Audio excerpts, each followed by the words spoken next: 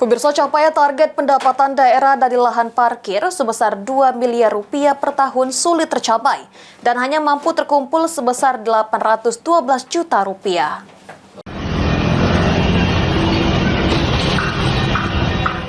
Capaian target pendapatan daerah dari lahan parkir sebesar 2 miliar rupiah per tahun sulit tercapai dan hanya mampu terkumpul sebesar 812 juta rupiah.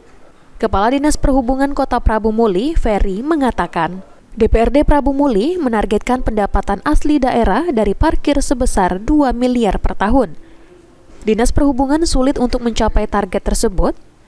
Saat ini terdata ada 130 lahan kantong parkir yang tersebar di Kota Prabu Muli.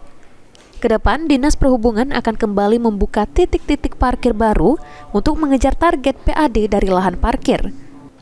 Dari tahun kemarin setoran parkir itu di akhir tahun itu 812 juta. Sekarang untuk tahun 2024 kemarin itu jadi 918 juta. Jadi kenaikan parkir 16,8% untuk tahun ini.